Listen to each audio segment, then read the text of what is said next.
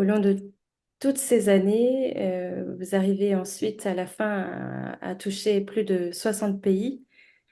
Est-ce que si tu fermais les yeux aujourd'hui, il y avait une histoire ou deux histoires qui t'auraient particulièrement touché? J'en ai beaucoup. Alors, donc tu vas m'arrêter parce que sinon pourrait durer longtemps. Je dirais que une des choses qui m'a beaucoup touchée, c'est de voir que ce qui se passait en moi se passait chez les autres bénévoles de l'entreprise.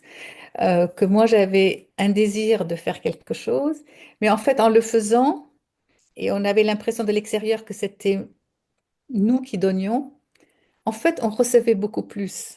Donc et beaucoup d'employés bénévoles ont eu cette même expérience. Donc ça a été quelque chose pour moi de très, très précieux parce que c'est finalement vraiment l'énergie qui a fait que ce projet a pu grandir. Parce qu'on n'avait pas beaucoup d'argent, donc il fallait être plutôt créatif. Donc en ayant plus d'employés bénévoles, on pouvait faire beaucoup plus. Donc ça, c'est certainement une des choses. L'autre, c'est de voir les échanges entre les professeurs et les étudiants de différents pays.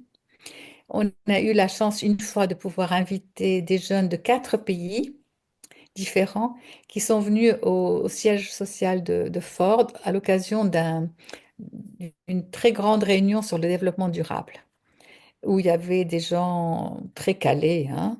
Et on m'a proposé de montrer le travail de ces jeunes sur l'eau. Ils ont montré les projets qu'ils ont créés sur l'eau à partir de ce qu'on leur a enseigné au point de vue robotique, tout ça. Et en même temps de comprendre les systèmes, parce que quand ils voulaient prendre des actions pour, par exemple, avoir une meilleure qualité de l'eau, il fallait qu'ils comprennent où avait le point d'impact le plus grand. Et donc là, on avait des jeunes de Malaisie, d'Égypte, du Mexique, du Venezuela.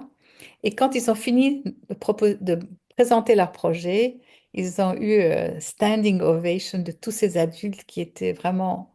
Et moi, ça m'a évidemment beaucoup touchée parce qu'ils n'auraient jamais imaginé même venir aux États-Unis, jamais imaginé présenter. Donc je pense que ça leur a donné beaucoup de confiance en eux-mêmes. Et après, dans les coulisses, je voyais les jeunes qui s'échangeaient parce qu'ils avaient porté leurs costumes nationaux. Et donc, en fait, cette connexion était aussi au niveau humain pour créer plus de tolérance. Et puis, comme je ne veux pas passer trop de temps, la dernière chose que je voudrais euh, te raconter, c'est le dernier grand atelier que nous avons fait, c'était à Quito, en Équateur, où on avait, je crois, 35 écoles qui sont venues montrer leur projet d'eau. On a passé une semaine avec eux. Et là, j'étais profondément touchée, d'abord par un des projets qui était un groupe indigène qui a créé un musée de leur tradition. Et donc, c'était vraiment très, très, très touchant. Ils ont tout apporté. Leurs parents étaient impliqués. Donc, c'était au-delà de l'école, toute la communauté. Et puis, de voir il y avait un jeune qui était dans un fauteuil roulant vraiment horrible.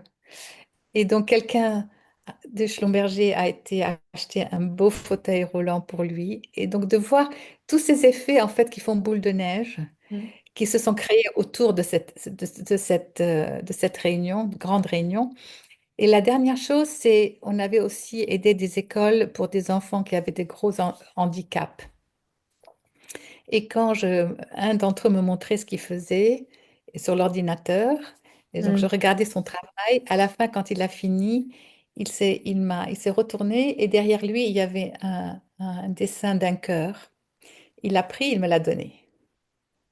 Alors là, je peux te dire, même en te racontant l'histoire aujourd'hui, j'ai la chair de poule parce que c'est tellement authentique, il n'y avait pas de filtre, hein. Et Mm. quelque, il a compris que ce n'était pas seulement moi, mais que je faisais partie de ces gens bienveillants.